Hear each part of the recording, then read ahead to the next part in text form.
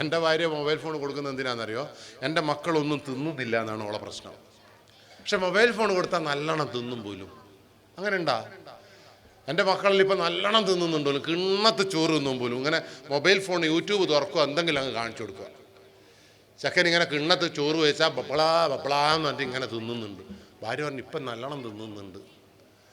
ഞാൻ ഭാര്യ എന്നാൽ ഇഞ്ഞി കൊടുക്കുന്ന എനക്കൊന്ന് കാണിച്ചു തരണമെന്ന് പറഞ്ഞപ്പോൾ ഇവളിങ്ങനെ ഉരുട്ടുക, ഇങ്ങനെ ഇങ്ങനെ എറിഞ്ഞ് പിടിപ്പിക്കുക. അപ്പം ബ്ലാ ബ്ലാ ബ്ലാ എന്ന് പറഞ്ഞ് ചക്കൻ തിന്നുന്നുണ്ട്. ഞാൻ ഭാര്യയെ എനക്കും കൊടുക്കണം ലേശം ചോറ്. കൊടുത്തോ? അത്രയും തിന്നും ചക്കേ. അങ്ങനെ ഈ കാത്തു എന്ന് പറയുന്ന ഈ പാട്ടും കേൾപ്പിച്ചുകൊണ്ട് ഈ ചെക്കൻ്റെ ചോറിലേക്ക് ഞാൻ എന്ത് ചെയ്യുന്ന പറയാം, കുറേ ഉമി വാരിയിട്ട് കുറേ കട്ട ഉപ്പും വാരിയിട്ട് എന്നിട്ട് അങ്ങ് കുഴച്ച് എന്നിട്ട് കാത്തു ഇട്ട് കൊടുത്തിട്ട് ഈ ചെക്കൻ്റെ വായിലേക്ക് ഞാൻ ഈ ചോറ് വാരിയിട്ടപ്പോഴല്ലേ ചെക്കൻ ബ്ലക്കാന്ന് പറഞ്ഞ് തിന്നപ്പോൾ എൻ്റെ ഭാര്യ പറഞ്ഞു എന്തോ ഒരു കുഴപ്പം ഇപ്പം ഉണ്ട്. ഞാൻ ചോദിച്ചു ഇത് തന്നെയാണ് മനുഷ്യൻ്റെ വിഷയം. WHO എന്ന് പറയുന്നൊരു സംഘടനയുണ്ട്. ഇന്ത്യൻ IT ആക്ട് പറയുന്നത് എന്താ അറിയോ? 18 വയസ്സ് വരെ മക്കൾക്ക് സ്വതന്ത്രമായി ഫോൺ കൊടുക്കരുത്. ഫോൺ കൊടുക്കേണ്ടത് എന്തിനാ? ഫോൺ വിളിക്കാനുള്ള ഉപകരണമാണ്. നിങ്ങളെ മക്കൾ ഫോൺ വിളിക്കട്ടെ, എതിർക്കണ്ട നിങ്ങൾ. അപ്പോൾ നിങ്ങളൊരു പഠിക്കാൻ നല്ലൊരു കമ്പ്യൂട്ടറും നല്ലൊരു ഇൻ്റർനെറ്റ് കണക്ഷനും മക്കൾക്ക് വാങ്ങിച്ചു കൊടുക്കുക. കൊറോണ സമയത്ത് നമുക്ക് പറ്റിയൊരു പാളിച്ചയാണ്. മക്കൾ നല്ലവണ്ണം പഠിക്കാൻ വേണ്ടി ഇതങ്ങ് കൊടുത്തു നമ്മളെ കയ്യിലേക്ക്. പിന്നീട് തിരിച്ചു വാങ്ങാൻ നിങ്ങൾക്കും എനിക്കും സാധിച്ചില്ല. എനിക്ക് സാധിച്ച്, നിങ്ങൾക്ക് സാധിച്ചിട്ടുണ്ടോ ഞാനറിയില്ല. അതുകൊണ്ട് മക്കളേക്ക് ഇതെങ്ങനെ പിന്നെ പഠിക്കേണ്ടതെന്ന് കമ്പ്യൂട്ടർ പഠിച്ചോട്ടെ, കമ്പ്യൂട്ടറിൽ എത്ര വേണേലും പഠിച്ചോട്ടെ, കമ്പ്യൂട്ടറിൽ അതുകൊണ്ട് നടന്നുകൂടാലോ എടിയും. അതുകൊണ്ട് എനിക്ക് നിങ്ങളോട് പറയാനുള്ളതെന്നറിയോ, മക്കളെ പഠിക്കാനുള്ള ഉപകരണമാക്കിയിട്ട് നിങ്ങൾ മക്കൾക്ക് കൊടുക്കരുത്. സമ്മാനമായി ഫോൺ കൊടുക്കരുത്. അപ്പോൾ എങ്ങനെ ഉപയോഗിക്കണം എന്ന് വെച്ചാൽ നിങ്ങളെ വീട്ടിലുള്ള ഒരു ഉപകരണം പോലെ ഈ ഫോൺ ഉപയോഗിക്കുക. നിങ്ങളുടെ വീട്ടിൽ എന്തെങ്കിലും ഉപകരണം ഉണ്ടാ? 1-2 ഉപകരണത്തിൻ്റെ പേര് പറ സാർ. മിക്സി ഉണ്ടോ വീട്ടിൽ? ഉണ്ടാ? TV ഉണ്ടാ? പിന്നെ സ്കൂട്ടർ ഉണ്ടാ? ഫ്രിഡ്ജ് ഉണ്ടാ? Very good. മിക്സി എടിയല്ലേ? അടുക്കളയിലെ പ്ലഗിൻ്റെ ചോട്ടിലല്ലേ? Very good. ആടെ തന്നെ തുടച്ചിട്ട് ആടെ വെക്കും. TV എടിയുള്ളത്? ചുമരും വരും അല്ലേ? അല്ലെങ്കിൽ വെരി ഗുഡ്. എല്ലാം നിങ്ങൾക്ക് അറിയാം കേട്ടോ. സ്കൂട്ടർ എടിയാ വെക്കുക? Very good.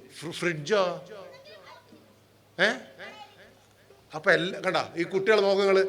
എന്തൊരു വൃത്തിയുള്ള കുട്ടികൾ. അവർക്ക് മിക്സി ഫ്രിഡ്ജ് ആടെ വെക്കുന്ന അറിയാം, TV ആടെ വെക്കുന്ന. ചൊട്ടയിലെ ശീലം അത് ശരി. എന്തുകൊണ്ടാ ഈറ്റകൾ ഇത്രയും നാൾ കണ്ട? പക്ഷെ ഫോൺ എവിടെയാ വെക്കുക? കണ്ട മൊബൈൽ ഫോൺ ഒരു ഉപകരണമല്ലേ എന്ന്. ഇതൊരു ഉപകരണം പോലെ വെക്കണം ഫോണ്.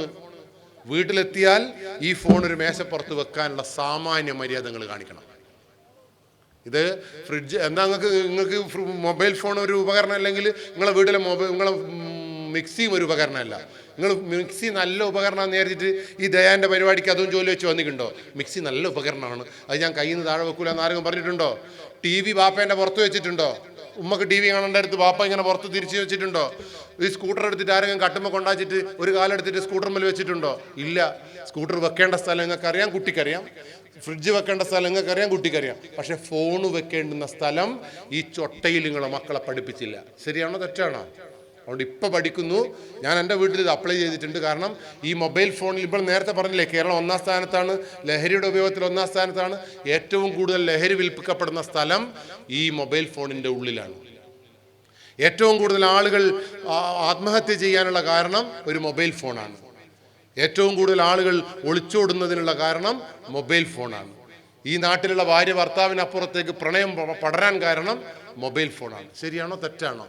ഈ 18 വയസ്സിന് താഴെയുള്ള അന്തം വിട്ട കുട്ടിയുടെ കയ്യിലേക്ക് ഈ ഫോൺ കൊടുത്താൽ ഓൾ ഈ ഫോൺ എടുത്ത് പഠിക്കുമെന്ന് വിചാരിക്കുന്നുണ്ടോ? അതല്ല, ഓളേതൊക്കെ സിനിമ കാണും നിങ്ങൾ വിചാരിക്കുന്നുണ്ടോ? അന്തം വിട്ട കുട്ടി സിനിമയും ചാറ്റിങ്ങുമായിരിക്കും.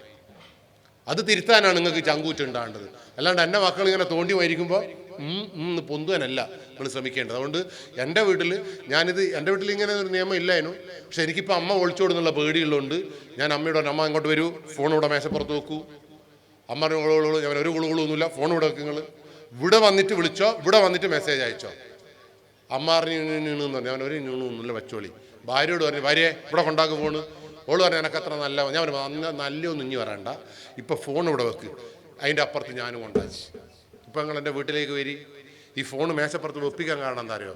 എൻ്റെ ഭാര്യയ്ക്ക് ഫോൺ വന്നാൽ ഓള് 2.5 മണിക്കൂർ ഫോണിൽ സംസാരിച്ച് കട്ടിൻ്റെ അടിയിൽ അങ്ങ് പോവും, അല്ലെങ്കിൽ ഏണിച്ചോട്ട് പോകും. ഇങ്ങനെ ചോട്ടിലങ്ങ് പോയി കളിയുടെങ്കിലും. ഇത് 2.5 മണിക്കൂറിലും കാണാണ്ടാകുമ്പോൾ എനിക്ക് ബേജാറായിട്ട് ഞാൻ ഓളെ വയ്യെന്നെ കട്ടിൻ്റെ അടിയിൽ പോവും. അതിൻ്റെ ഉള്ളിൽ നിന്ന് ഞങ്ങൾ രണ്ടാൾ അടിയാവും. അപ്പോഴൊക്കെ എനക്കൊരു ഫോൺ വരും, ഞാൻ റോഡും മേലേക്ക് ഓടും. അപ്പോഴൊക്കെ അമ്മക്ക് വന്നിട്ടുണ്ടാവും, അമ്മ കാക്കൂസിൻ്റെ വേഗം പോയിട്ടുണ്ടാവും. ഇതെന്നെ കച്ചറയോട് കച്ചറ. ഇതൊന്നും എനിക്ക് സഹിക്കാൻ പറ്റാത്തതുകൊണ്ട് ഞാനിത് അറിയാം, എല്ലെണ്ണത്തിനോടും ഞാൻ ഫോൺ മേശപ്പുറത്ത് വെക്കാൻ പറഞ്ഞു. ഇപ്പം എൻ്റെ വീട്ടിൽ വന്നോക്കെ നിങ്ങൾ ചിരിച്ച് മരിച്ചു. 2.5 മണിക്കൂറൊന്നും ആർക്കും ഫോണില്ല. ഭാര്യയ്ക്ക് ഫോൺ വരുമ്പോൾ മുളകീശ കഴിഞ്ഞു. എന്ത് രസമാണെന്നറിയോ. അമ്മക്ക് ഫോൺ വന്നാൽ ഇത്ര തന്നെ.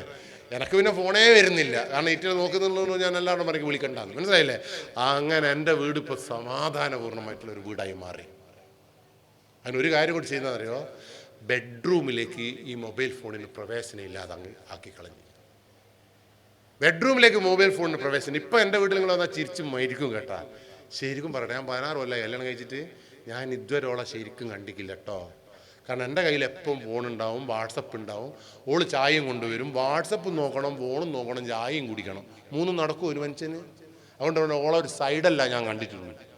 ഇപ്പം മൊബൈൽ ഫോൺ മേശപ്പുറത്ത് വെച്ച് ഞാനും ഭാര്യയും മക്കളും ഒരു ബെഡ്റൂമിൽ ഇരിക്കുമ്പോൾ ഞങ്ങൾ ഒന്നിച്ച് സംസാരിക്കുന്നുണ്ട്, ഒന്നിച്ച് ചിരിക്കുന്നുണ്ട്, സ്കൂളിലെ കഥകൾ പങ്കുവെക്കുന്നുണ്ട്, അന്താക്ഷരി കളിക്കുന്നുണ്ട്. എൻ്റെ മക്കൾ എൻ്റെ നെഞ്ചകത്തോട് ചേർന്ന് നിൽക്കുന്നുണ്ട്. അതുകൊണ്ട് തന്നെ ഫോണിൻ്റെ സ്ഥാനം നമ്മളെ മനസ്സിന് പുറത്തായി, ഒരു ഉപകരണം പോലെ. നല്ലതാണോ ചീത്തയാണോ? ഒരു കാര്യം കൂടി ഞങ്ങൾ ചെയ്യാൻ തീരുമാനിച്ചെന്നാരോ, ഞാനും ഭാര്യയും മക്കളും ഒന്നിച്ച് കിടക്കാൻ തീരുമാനിച്ചു 18 വയസ്സ് വരെ. എൻ്റെ ചെക്കൻ ചോദിച്ചു, അല്ല അച്ഛ അവിടെ എത്ര ബെഡ്റൂം ഉണ്ട്, ഇതെല്ലാവരും കൂടി ഇങ്ങനെ ഒന്നിച്ച് അങ്ങ് കിടക്കണോ? എൻ്റെ അവിടെയാണെങ്കിൽ 4 ആൾക്ക് കിടക്കേണ്ട കട്ടിലുമില്ല, 3 ആൾക്ക് കിടക്കേണ്ടേ ഉള്ളൂ. അതിമ കിടന്നാലേ ഒന്ന് ഇങ്ങുന്ന് ഉന്തിയ ഒന്ന് അങ്ങുന്ന് പോകും, അങ്ങുന്ന് ഒന്ന് ഇന്ന് ആടെയാണ് ഞാളെല്ലാം കിടക്കുന്നത്. ഞാൻ പറഞ്ഞു, മോനെ എൻ്റെ അമ്മ ഒളിച്ചോടുമ്പോൾ ഇഞ്ഞി പിടിക്കണം, രാത്രിയായി ഒളിച്ചോടുക. എൻ്റെ അച്ഛൻ ഓടുമ്പോൾ ഇഞ്ഞി പിടിച്ചോളും, എൻ്റെ പെങ്ങൾ ഓടുമ്പോൾ നമ്മളെല്ലാവരും കൂടി പിടിക്കണം. എല്ലാ എങ്കിലും നമ്മളെ കുടുംബം ഛിദ്രമായി പോകുമെന്ന് പറഞ്ഞപ്പോൾ ഈ ചെക്കൻ പറഞ്ഞ മറുപടി എന്നറിയോ, ഇത് പണ്ടേ ചെയ്യണേനു അച്ഛാന്ന്.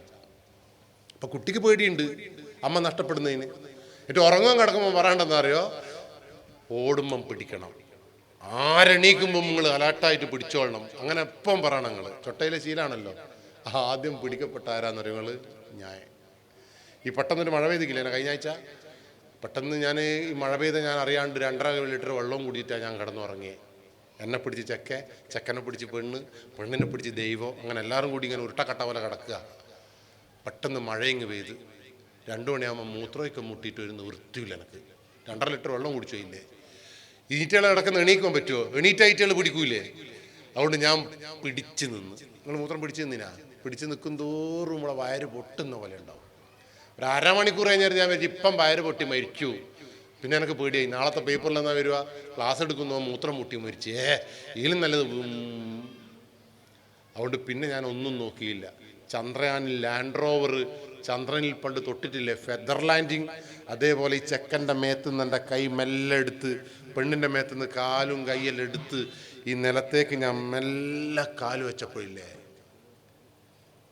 അറിയാണ്ട് ചെക്കൻ അങ്ങ് തൊട്ടുപോയി. തൊട്ടപ്പില്ലേ ഞാൻ കേട്ട ശബ്ദം എന്നറിയോ, അമ്മേ പിടിക്ക്, ഇതാ അച്ഛൻ പോകുന്നു, ഞാൻ പിടിച്ച്. ഞാൻ പറയടാ അതിനല്ലേ, ഇത് പഠിച്ചവനാണ്, ഇത് മൂത്രമൊഴിക്കാൻ പോകുന്നത്. ഇത് തന്നെ അച്ഛാ പല അച്ഛനും ഒളിച്ചോടുമ്പം പറയുന്നത്. അതുകൊണ്ട് അച്ഛനെ ഞാൻ വിടൂല എന്ന് പറഞ്ഞിട്ട് എന്നെ കെട്ടിപ്പിടിച്ച് കഴിഞ്ഞൊക്കെ. അപ്പം ഞാൻ ഭാര്യ വേഗം വരി, ഒന്ന് മൂത്രമൊഴിക്കാൻ പോകണം എനിക്ക്. അങ്ങനെ ഞങ്ങൾ 4 ആളും കൂടി മൂത്രമൊഴിക്കാൻ പോയി.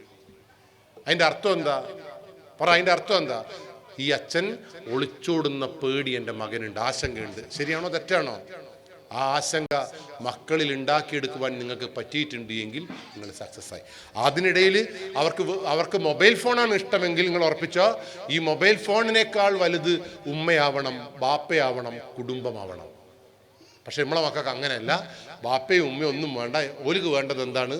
ഫോണാണ്. അങ്ങനെയാണെങ്കിൽ അതിൻ്റെ പേരാണ് ലഹരി. അതുകൊണ്ട് ഈ മൊബൈൽ ഫോൺ വേണ്ടാതിരിക്കണമെങ്കിൽ നിങ്ങൾ എന്ത് ചെയ്യണോ, കുട്ടികളോട് നല്ലോണം സംസാരിക്കണം.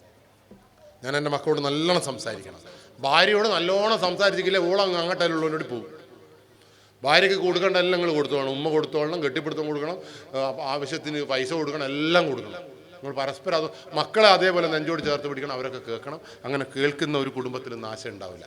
പറഞ്ഞാൽ മനസ്സിലായല്ലോ?